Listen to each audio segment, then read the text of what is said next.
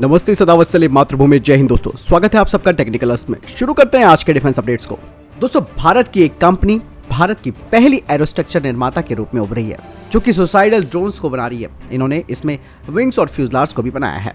दोस्तों, आपने अर्मीनिया और अजरबैजान की जो हालिया संघर्ष हुआ था उसमें आपने देखा होगा किस तरीके से इन सुसाइडल ड्रोन्स ने एक बड़ी भूमिका निभाई थी। इवन यूक्रेन के युद्ध में भी ये ड्रोन्स काफी भूमिका निभा रहे हैं और ऐसे में विश्व स्तर पर इनकी डिमांड काफी बढ़ रही है, जिसमें कि पश्चिम एशिया और अफ्रीकी देश भी हैं।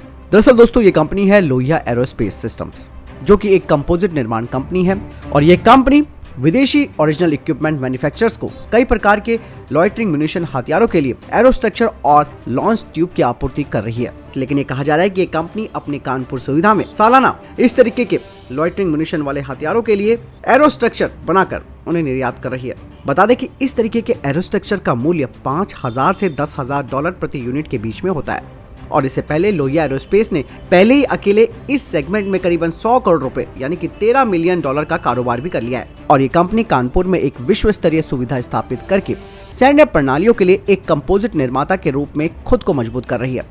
लोहिया एरोस्पेस एक ड्रोन इंटीग्रेटर के रूप में भी विकसित होने के लिए कदम उठा रहा है।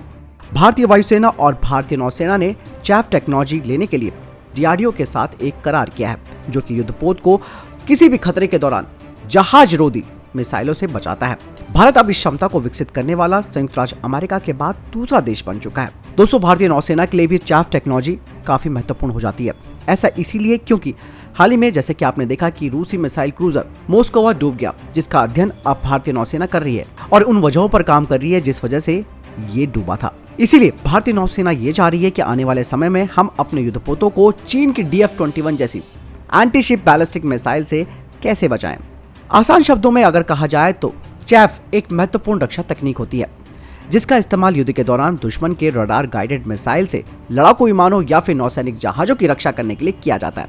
इस तकनीक का महत्व इस तथ्य से आप साफ तौर पर समझ सकते हैं कि हवा में तैनात चैफ मटेरियल की बहुत कम मात्रा लड़ाकू विमानों या फिर नौसेना के जहाजों की सुरक्षा सुनिश्चित करने के लिए दुश्मन की मिसाइलों को हटाने के लिए एक प्रलोभन के रूप में कार्य करती है।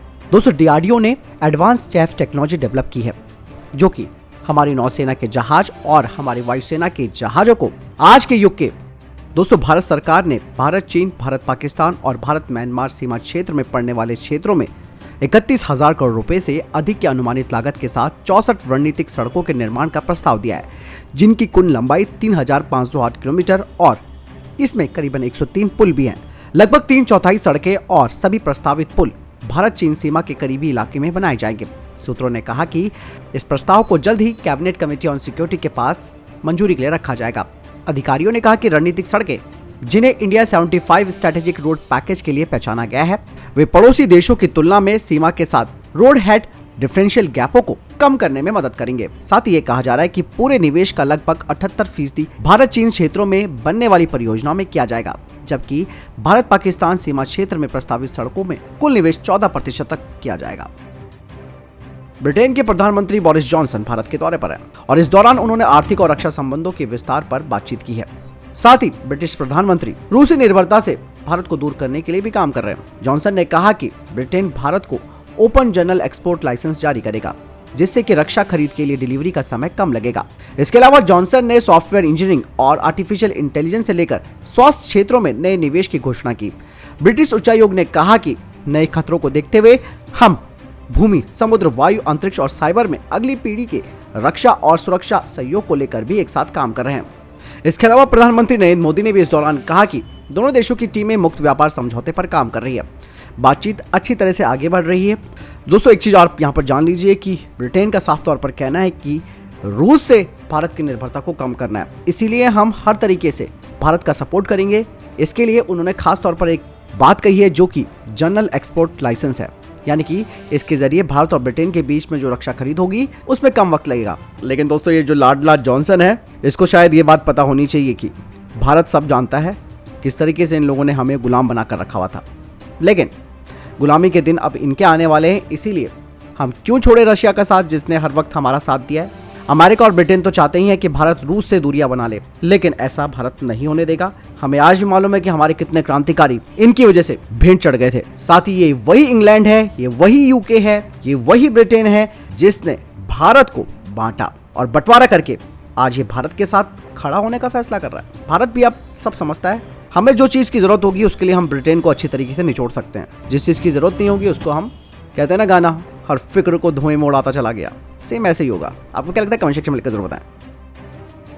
ब्रिटेन के पीएम ऑफिस के द्वारा जारी एक बयान में कहा गया है कि ब्रिटेन नए भारतीय डिजाइन और निर्मित लड़ाकू जेट के लिए समर्थन करेगा। यानी कि यहाँ पर ब्रिटेन ये कह रहा है कि वो भारत को नए तरीके के विमान बनाने में सहायता करेगा। इसके अलावा वो टेम्पेस्ट में भी जुड़ने के लिए कह रहा है, और यही नहीं, हमारे MRF डील के तहत वो अपने यूरोफाइटर को भी बेचने की कोशिश कर रहा है। हालांकि दोस्तों, एक्सपर्ट्स का ये मानना है कि ये कदम रक्षा के क्षेत्र में भारत के लिए फायदेमंद होगा और इससे मेक इन इंडिया प्रोग्राम को भी बढ़ावा मिलेगा, क्योंकि भारत ने अपनी नीति यहाँ पर स्पष्ट कर रखी है कि हर चीज में मेक इन इंडिया इनिशिएट होगा, यानी कि चीज भारत में बनेगी। डिफेंस एक्सपर्ट्स ये कह रहे हैं कि इस प्रस्ताव को ब्रिटेन के द्वारा अपनी रक्षा जरूरतों के लिए रूस पर भारत की निर्भरता को दूर करने की कोशिश के तौर पर तो हम देख सकते हैं, लेकिन भारत रूस से स्पेयर पार्ट और कई रक्षा उपकरणों के बड़े हिस्से को आयात भी करता है। भले ही दोस्तों ब्रिटेन हमें नई तकनीक दे सकता है, कोई दिक्कत नहीं है, हम उसको एक्सेप्ट कर लेंगे।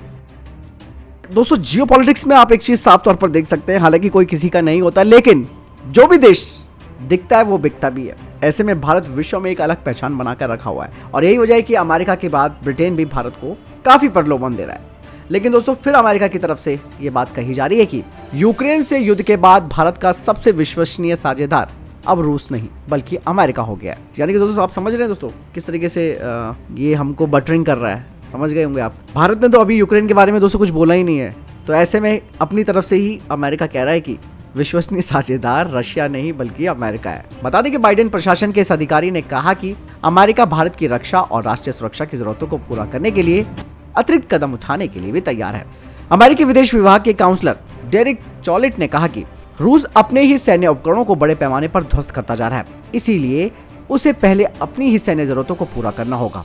रूस की क्षमताओं को देखते हुए वो भविष्य में विश्वसनीय साझेदार मालूम नहीं पड़ता है। इसके अलावा अमेरिकी अधिकारी चॉलेट ने कहा कि बाइडेन भारत के साथ काम करने के लिए बेहद उत्सुक भी है, भले ही भारत अपनी रक्षा क्षमताओं और रक्षा आपूर्तिकर्ताओं की विविधता को कायम रखता हो। यानी कि हम अलग अलग तरीके के जो हथियार रखते हैं अलग अलग देशों के, उसके लिए अमेरिका को कोई प्रॉब्लम नहीं है, लेकिन अमेरिका भारत के इन प्रयासों में उसका साझेदार बनना चाहता है। साथ ही अमेरिका ने कहा कि हम इस प्रक्रिया का हिस्सा बनना चाहते हैं। रक्षा के नियम शर्तों को लेकर हम पूरी कोशिश कर रहे हैं, जितना इतिहास में पहले कभी किया ही नहीं गया। यानी कि दोस्तों, रशिया के उपकरणों पर सवाल उठा रहा है अमेरिका, और अपनी तरफ से उसने बड़ी अच्छी तरीके से बोल दिया कि अब विश्वसनीय साथी अमेरिका है, ना कि रशिया। इनको एक बात समझ में आ जानी चाहिए और कान खोल के इनको समझना चाहिए। जिस तरीके से ब्रिटेन और या अमेरिका भारत को रशिया से दूर करने की कोशिश कर रहे हैं, लेकिन इतिहास गवाह है, चाहे वो 71 की लड़ाई हो, चाहे वो कारगिल की लड़ाई हो, किसी भी तरीके के सैन्य हार्डवेयर की जरूरत पड़ी हो, रशिया एक बड़ा भाई बनकर सामने खड़ा हुआ है। ऐसे में ये जो देश मलाई लगाने की कोशिश कर रहे हैं, इनके कहने से कुछ नहीं होने वाला। दोस्तों, हमें आज भी मालूम है, जब हमने परमाणु टेस्ट किया था तो अमेरिका ने हमारे ऊपर सैंक्शन लगा दिए थे।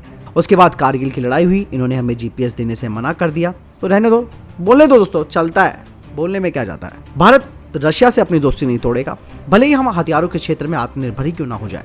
आपको क्या लगता है? कमेंट सेक्शन में लिखकर जरूर बताएं। दोस्तों, क्या पाकिस्तान की ये जो नई सरकार है वो CPEC को खत्म करने के लिए काम कर रही है? दरअसल पाकिस्तान के योजना मंत्री ने कहा कि ये एक गैर जरूरी संगठन है जिससे देश के संसाधनों को बर्बाद किया। साथ ही उन्होंने कहा कि इस वजह से कई तरीके के जो क्षेत्रीय संपर्क कार्यक्रम थे वो विफल हो गए। चीन को CPEC से काफी उम्मीदें थी, लेकिन इससे पहले की जो सरकार थी उनकी नीतियों और रवैये की वजह से चीन का ये मकसद पूरा नहीं हो पाया। हालांकि मंत्री ने यह भी दावा किया है कि पाकिस्तान को विदेशी निवेश में लगभग $40 अरब का नुकसान हुआ है। अगर विशेष आर्थिक क्षेत्र में काम पूरा हो जाता तो ये हाल ना होता। यही नहीं दोस्तों, पाकिस्तान के योजना मंत्री एहसान इकबाल ने इस प्राधिकरण को खत्म करने की प्रक्रिया शुरू करने के आदेश दे दिए हैं, क्योंकि चीनी बिजली उत्पादकों ने 300 अरब रुपए की बकाया राशि का भुगतान नहीं होने के कारण 1980 मेगावाट उत्पादन क्षमता को बंद कर दिया है। दोस्तों, 2019 में चीन पाकिस्तान आर्थिक गलियारा प्राधिकरण बनाया गया था, जिसका मेन काम था कि इस काम में तेजी लाना। दोस्तों, इसको आप इस तरीके से मत सोचिएगा कि CPEC पूरी तरह से बंद हो गया। ये CPEC का जो प्राधिकरण बनाया गया था, जिसमें इमरान खान की सरकार के लोग बैठे हुए थे, इसने धांधली वांधली की वहां पर, और इस वजह से ये अब बंद किया जा रहा है। लेकिन CPEC पूरी तरीके से बंद नहीं हुआ है, क्योंकि चाइना ने बहुत बड़ा पैसा लगा रखा है। ऐसे में चाइना ये काम होने नहीं देगा। तो दोस्तों, ये था अभी तक के टॉप डिफेंस और स्पेस अपडेट। वीडियो के सामने कोई प्रश्न जवाब, आपको कोई सवाल है, कमेंट सेक्शन में लिखकर जरूर पूछ सकते हैं। मैं तो नई वीडियो के साथ ख्याल रखिएगा अपना। नमस्कार, जय हिंद, वंदे मातरम।